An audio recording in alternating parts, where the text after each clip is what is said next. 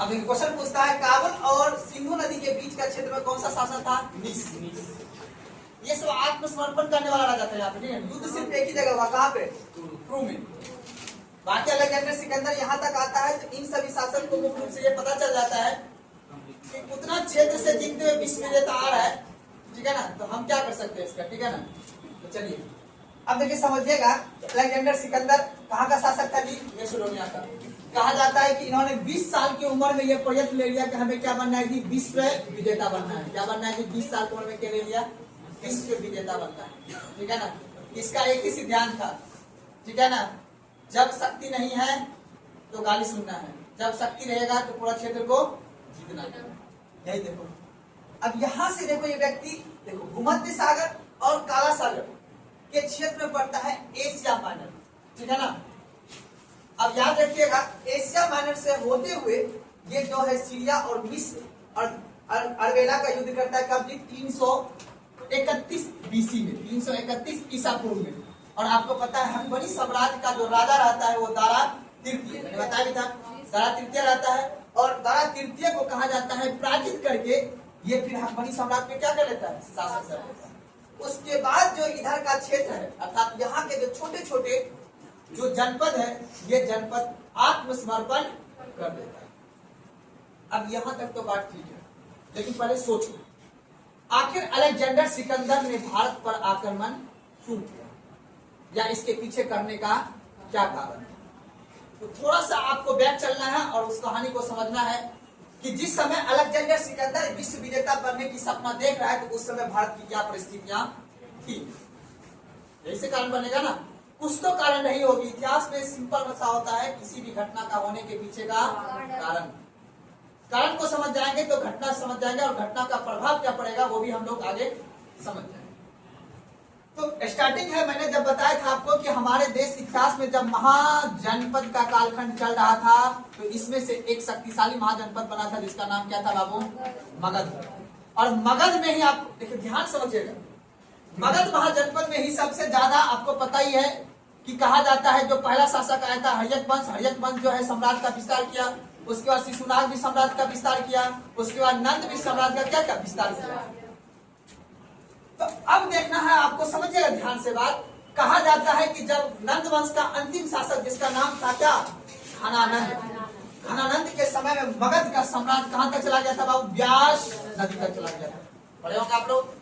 यानी ये अगर मैप इंडिया का आपको पता होगा तो इंडिया का मैप में आप लोग देखते होंगे कि छोटा सा बिहार से महाजनपद का क्षेत्र, वो पटना का क्षेत्र पूरा का पूरा इतना बड़ा साम्राज्य का निर्माण कर देता है।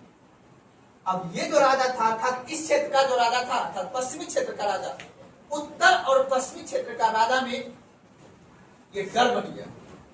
एक बड़ा सा व्यक्ति बैठा हुआ, कौन? घनानंद। तो याद रखना है, जब ये विश्व विजेता करते हुए यहाँ तक पहुंच गया था अरवेला युद्ध, इधर घनानंद का पूरा यहाँ पे तनाशा चल रहा था।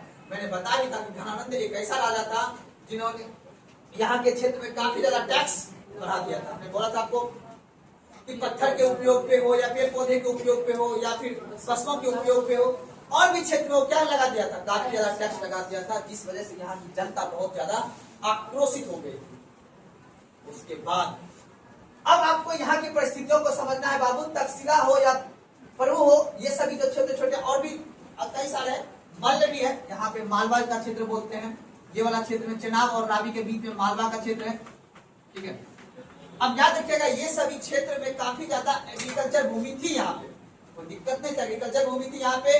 यहाँ का राजा भी सशक्त था, लेकिन आपस में किसी में बंध नहीं रहा था।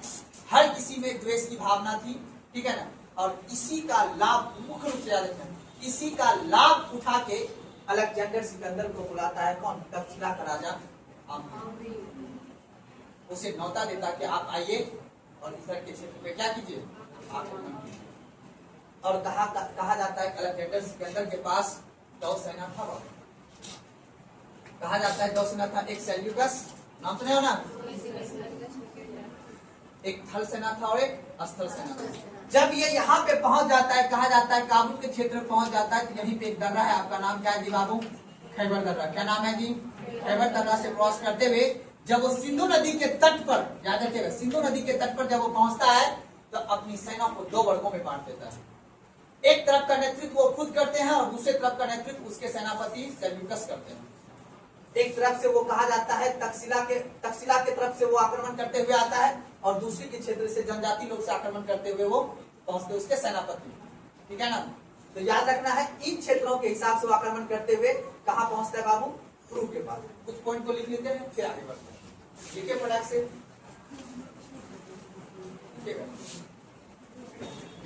सिकंदर महान उसी के नीचे लिखना जो कल लिखे थे आप लोग। सिकंदर महान 20 वर्ष की उम्र में 20 वर्ष की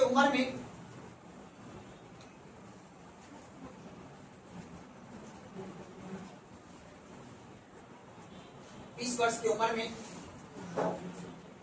विश्व विजेता का सपना देखते हुए विश्व विजेता का सपना देखते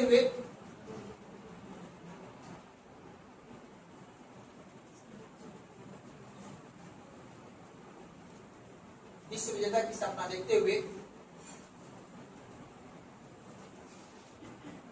Asia Minor Asia Minor comma Syria comma मिस्र, हाँ सीरिया कोमा मिस्र कोमा बेबीलोन, अरे वहां भी आ रहा लिख लेते हैं, क्वेश्चन पूछा गया। बेबीलोन कोमा बैक्टीरिया, जगह का नाम है।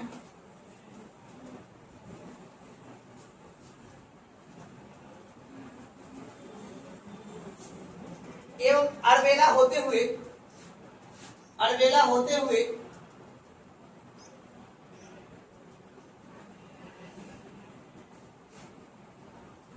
फारस पहुंचता है। फारस ईरान बोलते हैं। फारस पहुंचता है।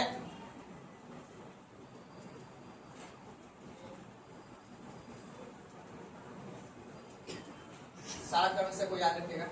इसे जीतने के बाद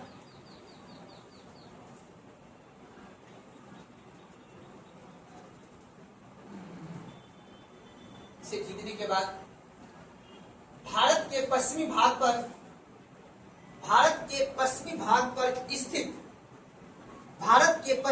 पर स्थित 28 स्वतंत्र प्रांत, भारत के पश्चिम भाग पर स्थित 28 स्वतंत्र प्रांत की ओर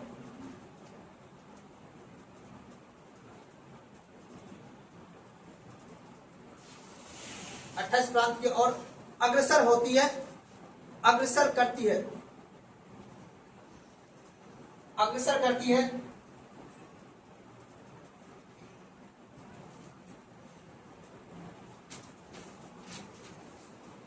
ठीक है,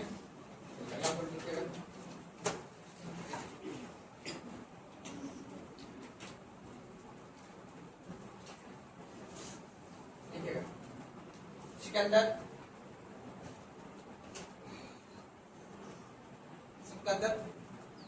निकैया, जगह का नाम याद रखिए, पूछता है एग्जाम में। निकैया जगह है यहाँ पे तक्षशिला के पास। ठीक है, इसी निकैया में जो सिकंदर का जो सेनापति था, ठीक है ना, उसी से मिलान होता है सिकंदर के सेनापति और राजा आम्बी के बीच।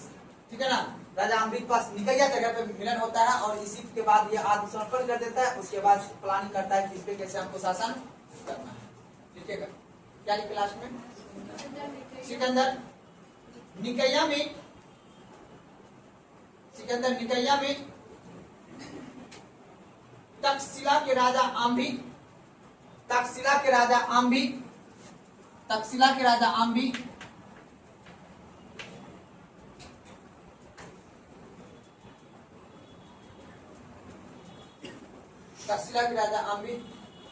से मुलाकात करती है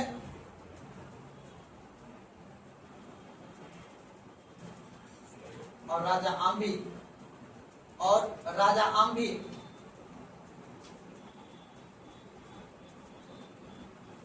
भारत पर आक्रमण करने में और राजा अम्बी भारत पर आक्रमण करने में और राजा अम्बी भारत पर आक्रमण करने में पूर्ण सहायता का विश्वास दिलाता है। पूर्ण सहायता का विश्वास दिलाता है। ब्रैकेट में लिख लीजिएगा। ऐतिहासिक काल का देश के प्रति विश्वास भारत का पहला उदाहरण। ध्यान लिख लीजिएगा ब्रैकेट में, ऐतिहासिक काल का देश के प्रति विश्वासघात का पहला उदाहरण।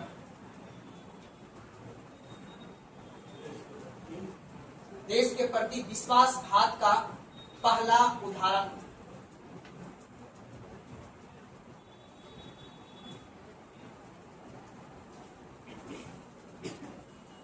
मैंने पहले भी बताया था दोस्त, इस समय विदेशी आक्रमण चैप्टर मैंने पहले दिन कल के क्लास में जो पहले मैंने पढ़ाया था आपको, मैंने बताया था कि हमारे देश में जो विदेशी आक्रमण हुआ है, आपको पता है ना, ये जो हकमनी बोले तो ईरानी, कौन बोले जी? प्राचीन वाला कौन था जी? ईरानी। ईरानी का कौन शासक था जी? दारा प्रथम था, दारा द्वितीय था, दारा प्रथम है ना। उसके बाद ईरानी के बाद कौन आया जी? ये मैसेडोनिया। कौन आया जी? मैसेडोनिया बोल सकते हैं, याद रखना है। और उसके बाद कौन आएगा? इसके बाद जी कौन आएगा? बोलो जी, इसके बाद कौन आएगा? हिंद यमन। कौन आएंगे? हिंद यमन। हिंद यमन के बाद आएंगे शक, और शक के बाद हिंद यमन, ठीक है, हिंद यमन। हिंद यमन के बाद आएंगे कौन? शक। शक के बाद आएंगे कुषाण, ठीक है। कुषाण के बाद कौन आएंगे बताओ? अरब। अरब के बाद कौन आएंगे? तुर्की। तुर्की के बाद कौन आएंगे? मंगोल। और मंगोल के बाद कौन आएंगे? अंग्रेज। तो याद रखना है, ये दोनों जो है मौर्योत्तर काल के पूर्व का आक्रमणकारी है। मौर्य काल की स्थापना से पूर्व क्या आक्रमणकारी था? पहले के। और ये सभी जो है मौर्योत्तर काल के पतन के बाद का आक्रमणकारी, जिसको हम बोलते हैं मौर्योत्तर काल, यानी मौर्य काल के बाद के काल। मुख्य रूप से बहुत बड़ा समझ, ये तो मगध महाजनपद, तो अब देखो यहाँ से वापस ला जाएगा वो, तो यहाँ क्षेत्र जो मेन क्षेत्र से तो उसने युद्ध किया नहीं। तो इतिहास में कहा जाता है कि राजा पोरस से जब उन्होंने युद्ध किया, तो कहा जाता है उसकी नीति को देख के सोचा कि आगे हम कैसे आक्रमण करेंगे। अब कहने वाला इतिहासकार तो ये भी कहते हैं कि नहीं, उनके सेना ने मना कर दिया, व्यास नदी को क्रॉस करने से मना कर दिया, क्योंकि काफी दिनों से वो जीतते हुए आ रहे थे। तो ये भी मेन रीजन था। जब ये साम्राज्य एक मौर्य साम्राज्य बनेगा, तो अपना इतिहास का पहला कदम ये होगा कि वहां से एक साम्राज्य का निर्माण होगा, ठीक है ना। समझ में बात ना। तो इसीलिए मैंने मौर्य साम्राज्य को ध्यान देखा। मौर्य साम्राज्य से पूर्व ये दोनों विदेशी आक्रमण, उसके मौर्य साम्राज्य के बाद, उसके बाद फिर बीच में गुप्त काल आएगा। गुप्त काल के बाद जब पतन हो जाएगा, तो उसके बाद राजपूत लोग आएंगे। राजपूत लोग फिर आक्रमण करने लगेंगे, आपस में लड़ने झगड़ने लगेंगे। उसके बाद कौन आएगा? मोहम्मद बिन कासिम, जिसको अरब आक्रमणकारी बोलते हैं। उसके बाद तुर्क। ये दोनों हम लोग कहाँ पढ़ेंगे? मध्यकालीन इतिहास में। कहाँ पढ़ेंगे जी? मध्यकालीन। और लास्ट में कहाँ पढ़ेंगे? अंग्रेज का आक्रमण। तो जितने भी विदेशी आक्रमण हुए हैं, हर किसी में किसी न किसी का विश्वासघात। समझ नहीं रहा। तुर्क को कौन बुलाया था? जयचंद। जयचंद पता है ना? इसको बुलाया था महमूद गौरी, जो कि आया और पृथ्वीराज चौहान से क्या क्या था? त्राइन का प्रथम और द्वितीय। पता होगा आप लोगों को, है ना? क्या करना है। तो अभी जो मैंने राजा अम्बी के बारे में बताया, ये इतिहास का पहला ऐसा उदाहरण है जो देश के साथ क्या क्या है? विश्वास।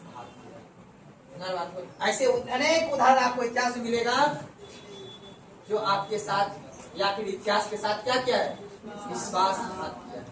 आज भी है, ऐसा नहीं कि आज नहीं है, आज भी है। सत्ता में बैठे हुए लोग क्या आपके साथ विश्वासघात नहीं करता है? एक अधिकार, अब जानते हो राइट टू रिकॉल, समझते हो क्या होता है राइट टू रिकॉल?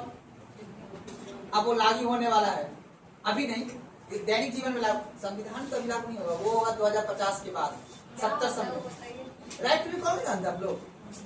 हम लोग जानते हैं। देखिए, राइट टू रिकॉल,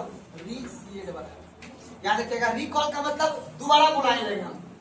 मान लेते हैं कि हमने चुन के जिसको भेजा, आसान भाषा में समझिएगा, हमने जिसको चुन के भेजा है ना, वो मेरे अनुसार काम नहीं कर रहा है,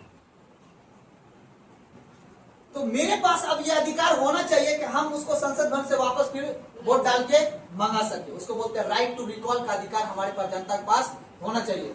जब लोकतंत्र में जब जनता अर्थात जिसको हम चुन के भेजते हैं उसको लग जाता है नहीं अब तो हमें 5 साल के बाद फिर जनता में आना है, तो हमारे पास 5 साल परमानेंट अधिकार नहीं होता है। लोकतंत्र तो है लेकिन लोकतंत्र में हमारे पास क्या है, एक बार सिर्फ अधिकार दिया गया है, बाकी तो अधिकार जनता के पास मिल जाता है, मतलब नेता के पास मिल जाता है।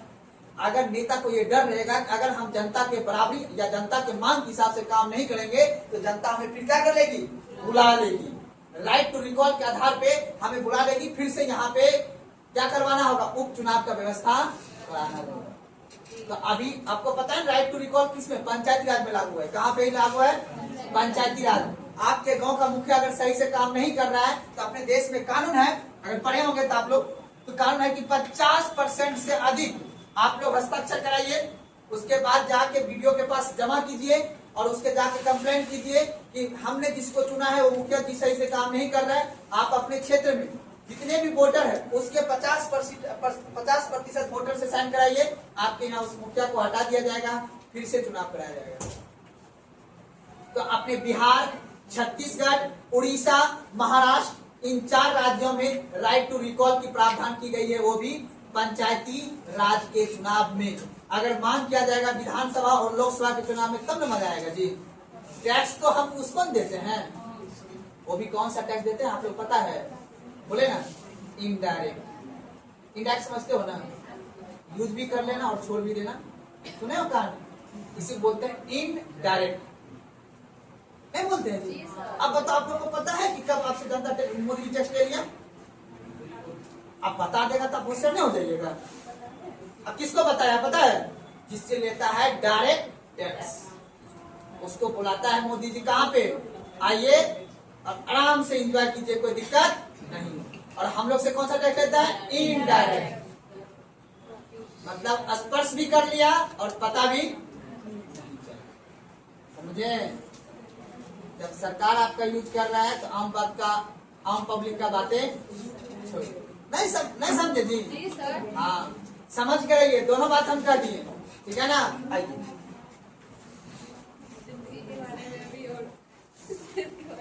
मेरा ऐसा कोई इंटेंशन नहीं है, व्यक्तिगत मैं नहीं बोल सकता हूँ, बट मुझे आप लोगों से या फिर यहाँ के अतिथि यही बस पढ़िए। आप लोग पढ़ते हैं ही नहीं, एटीट्यूड रखते हैं, हम तो तुरंत ऐसा नहीं होता है। पढ़ना पहले पड़ेगा, है नहीं, पढ़ के नॉलेज को एक्विजिट और समझिए कि आपके जो मम्मी पापा जो संसाधन कमाते हैं ना, उस संसाधन को सरकार जो ले लेती है आपसे बिना बोले और आप बिना पूछे दे देते हैं, पूछते भी नहीं कि दे कि ना दे, वो ले लेगा। तो फिर आपको समझना होगा कि भाई कैसे क्या हो रहा है।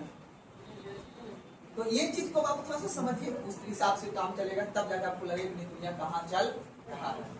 मोदी जी कहीं खेत में काम करने जाते हैं, नहीं ना, समझा कीजिए बात। इसीलिए सबसे पहला काम है जागृत होइए, पढ़िए लिखिए, उसके बाद मुंह में बोली आएगा तब बोलिएगा, समझा बात को ना।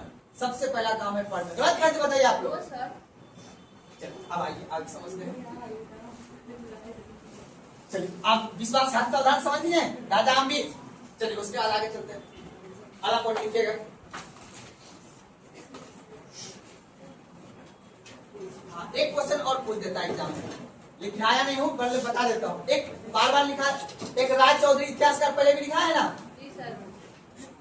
राय चौधरी इतिहासकार का कहना है कि ब्यास नदी से इस क्षेत्र में अर्थात उत्तर पश्चिम के क्षेत्र में कुल 28 प्रांत था। कितना प्रांत था जी, 28 प्रांत था यहाँ पे इस क्षेत्र में, और इन प्रांत के क्षेत्र में ही आक्रमण किए थे कौन, अलेक्जेंडर। तो ये राय चौधरी इतिहासकार है, उनका कहना है, ठीक है ना। ये पॉइंट लिखा है ना, बस ये मैंने लिखा दिया कि इन क्षेत्र में कितना प्रांत था जी, 20, और अभी भी कितना प्रांत है जी, चलिए लिखिएगा।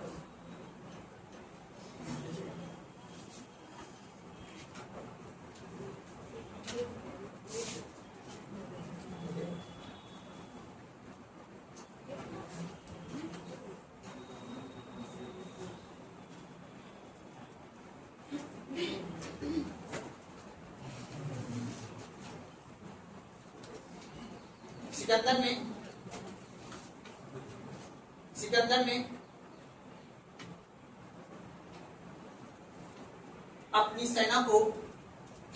ने अपनी सेना को दो वर्गों में बांटा या विभक्त किया। सिकंदर ने अपनी सेना को दो वर्गों में बांटा।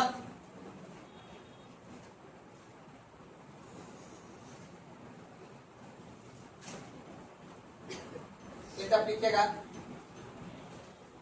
सेना नायक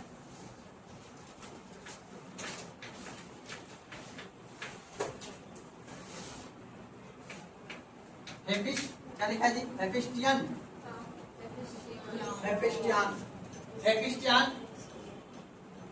सेना नायक हेफिस्टियन एवं दूसरी तरफ स्वयं सिकंदर ने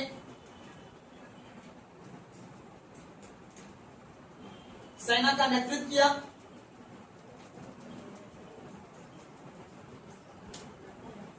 स्वयं सिकंदर ने सेना का नेतृत्व किया।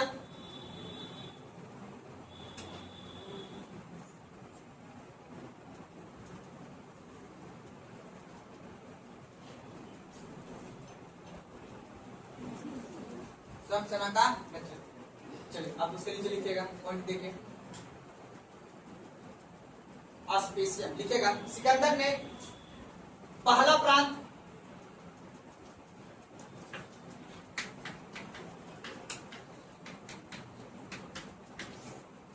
आस्पेसियन यहां लिख दिए हैं। आस्पेसियन पूछता एग्जाम में 28 में से पहला प्रांत कौन सा जीता था?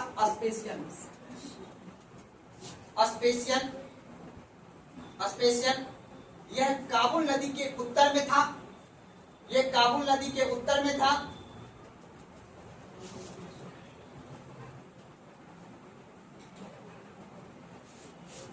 दूसरा उसी में लिखेगा दूसरा क्षेत्र नीसा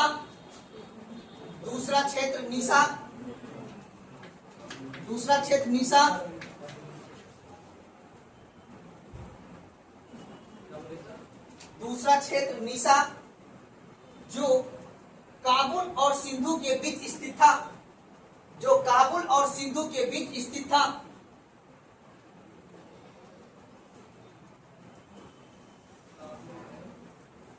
और सिंधु के बीच स्थित था।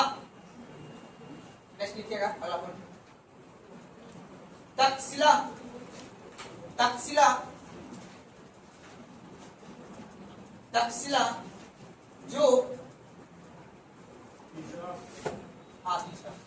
तक्षशिला जो सिंधु एवं झेलम के बीच स्थित था।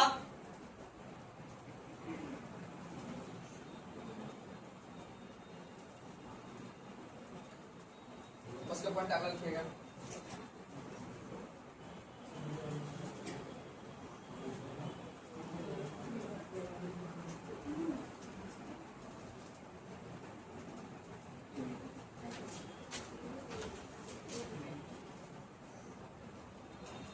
देखिए उसके बाद लिखिएगा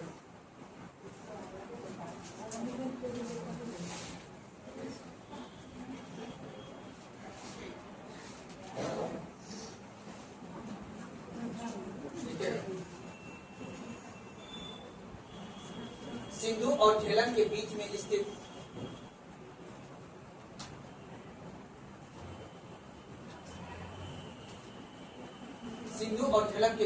स्थित राजा आम्बी को आत्मसमर्पण कराने के बाद सिंधु और झेलम के बीच में स्थित राजा आम्बी को आत्मसमर्पण कराने के बाद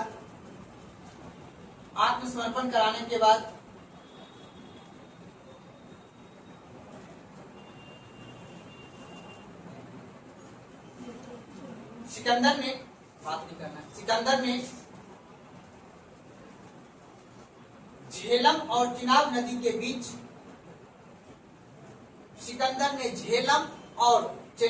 के बीच पूर्व राज्य शासक पुरु झेलम और चेनाब नदी के बीच पुरु राज्य के शासक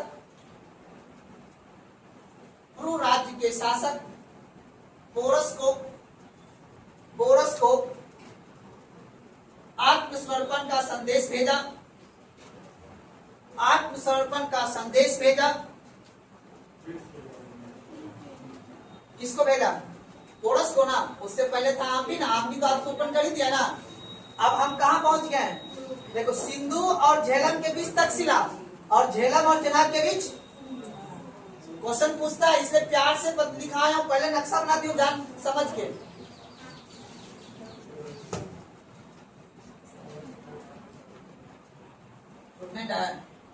उठेगा तो पे सीधे आपत का धारा लगाएंगे।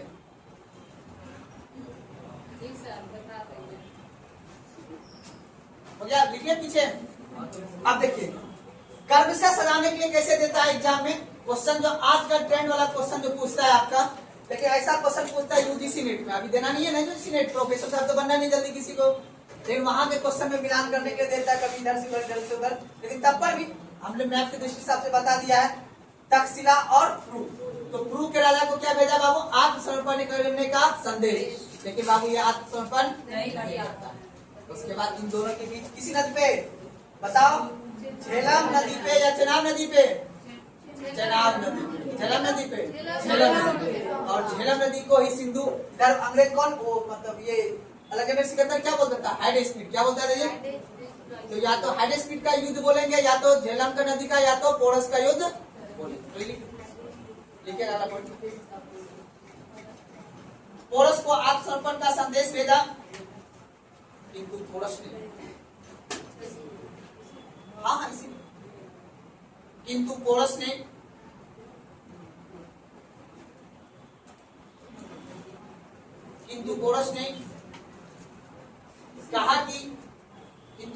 कहा कि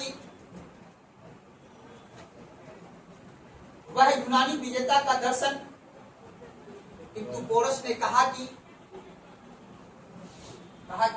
वह यूनानी विजेता का दर्शन युद्ध भूमि में करेगा।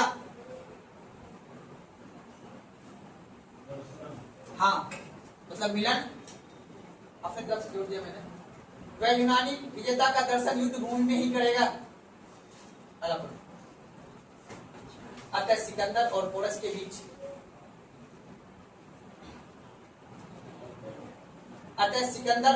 के बीच झेलम या बितास्ता का युद्ध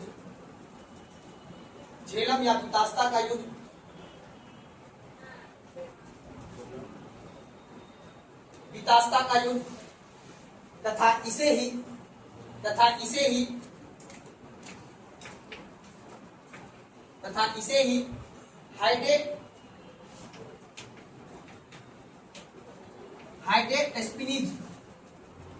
स्पिनिज का युद्ध भी कहा जाता है,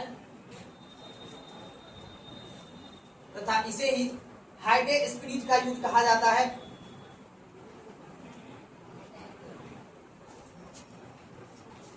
इस युद्ध में सिकंदर विजय हुआ।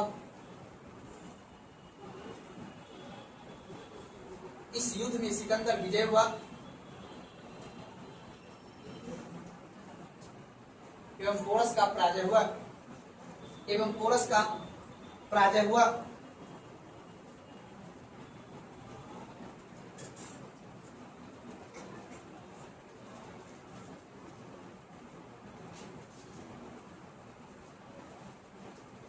जिसका निम्न कारण था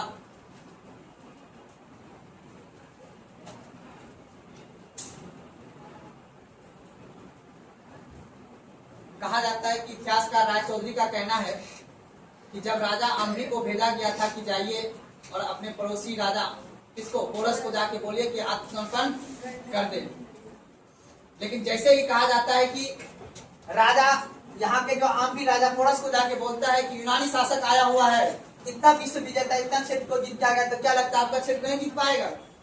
तो उस समय कहा जाता है कि राजा पोरस ने भाला उठा के मारने का प्रयास किया किसको? आम्बी को। और वो चित्र मतलब सिक्के पे अंकित किया गया है, ठीक है ना। वो चित्र उस समय के सिक्के पे चलाया जा रहा था कि तुमने देश के प्रति क्या किया? विश्वासघात किया है, ठीक है ना। तब जाके कहा जाता है वो चित्र को मतलब सिक्के पर दिखाया गया है। कौन? राजा पोरस किसको मारा था? राजा आम्बी को। तो ये एग्जाम में पूछता है क्वेश्चन, ठीक है। विश्वासघात देश के साथ नहीं होना चाहिए, लिखिएगा।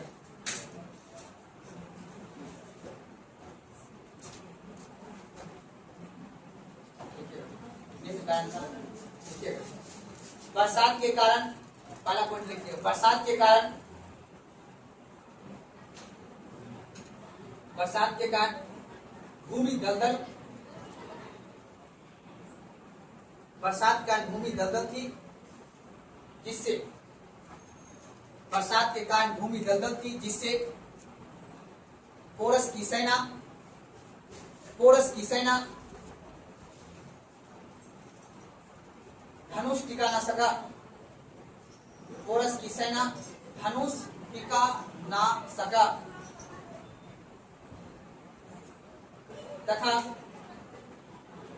सिकंदर के घोड़े के सामने, तथा सिकंदर के घोड़े के सामने पोरस की हाथी, तथा सिकंदर के घोड़े के सामने पोरस की हाथी टिक नहीं सका।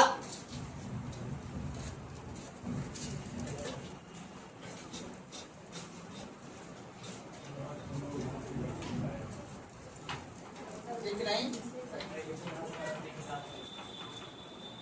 तभी सिकंदर ने, हाँ, तभी सिकंदर ने, तभी सिकंदर ने आम्बी को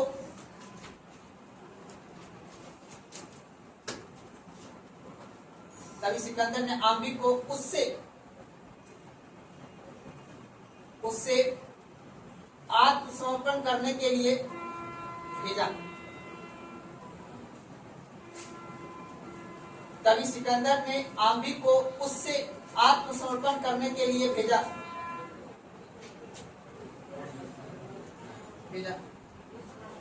किंतु पोरस ने देशद्रोही आम्बी पर, किंतु पोरस ने देशद्रोही आम्बी पर भाला से, पोरस ने देशद्रोही आम्बी पर भाला से प्रहार किया, भाला से प्रहार किया। यह दृश्य सिक्के पर अंकित मिला, यह दृश्य सिक्के पर अंकित मिला।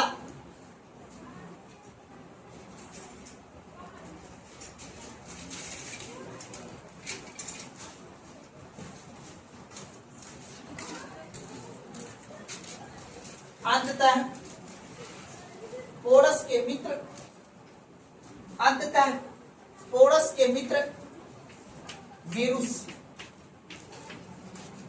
अंततः पोरस का मित्र है ये, याद रखना। पोरस के मित्र मेरुस के कहने पर, अंततः पोरस के मित्र मेरुस के कहने पर राजा पोरस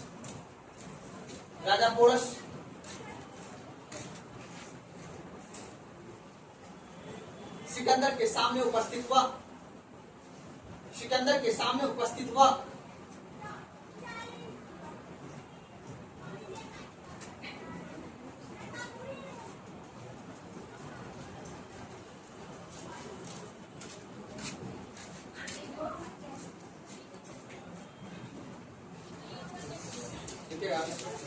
इसी समय सिकंदर ने पोरस से पूछा, हाँ, इसी समय सिकंदर ने पोरस से पूछा,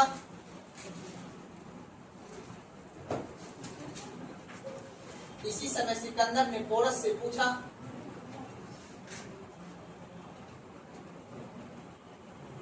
तुम्हारे साथ कैसा व्यवहार किया जाना चाहिए? इसी समय सिकंदर ने पोरस से पूछा, तुम्हारे साथ कैसा व्यवहार किया जाना चाहिए?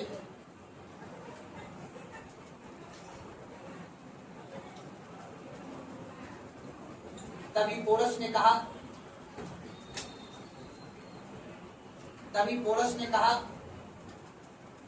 एक विजेता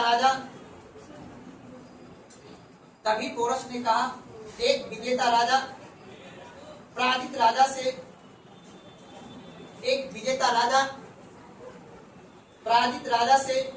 जैसा व्यवहार करता है, एक विजेता राजा पराजित राजा से जैसा व्यवहार करता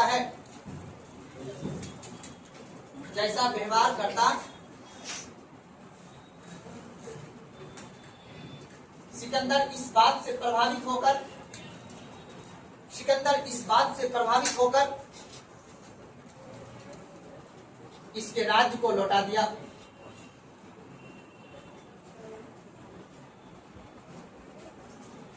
सिकंदर प्रभावित होकर इसके राज्य को लौटा दिया।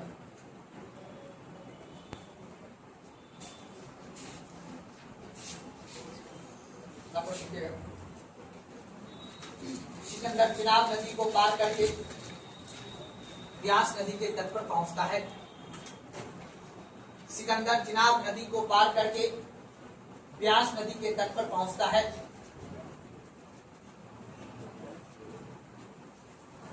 सिकंदर चिनाब नदी को पार करके ब्यास नदी के तट पर पहुंचता है।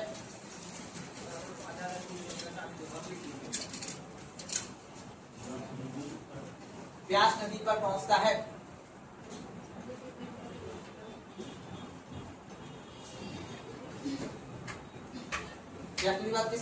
किसका समाज था? नंद वंश का। किसका था? लेकिन यहाँ से सेना इसका क्या हो जाता है? जाने से ठीक है ना। लास्ट पॉइंट लिख लेते हैं, ठीक है। ब्यास नदी के आगे नंद वंश का राज था। हाँ बस थोड़ा सा बचा हुआ। ब्यास नदी के आगे नंद वंश का शासन था।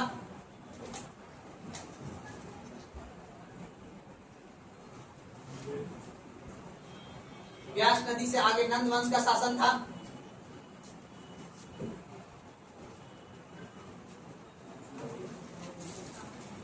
इस नदी के तट से सिकंदर की सेना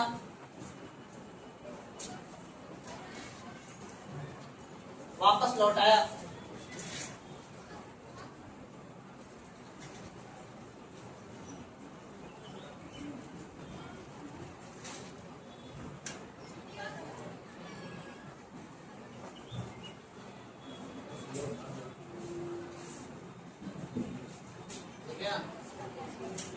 अब सिकंदर का मृत्यु कहाँ हुआ जी?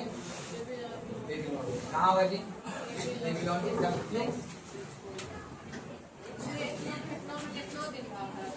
क्या है? सब टेंशन क्यों ले रहे हैं आप? आपको हमें पता है, बच्चा का क्वेश्चन को आप याद रखते हैं। आप बताइए, पितास्ता का युद्ध कब हुआ था? 326 ईसा, ठीक है। और 326 ईसा पूर्व में ही कहा जाता है तो वो भारत छोड़ के वापस चला जाता है। 25 में गया छोड़ के। और उनका मृत्यु कब हुआ था जी? 327 ईसा पूर्व में। उसका क्या हो जाता है?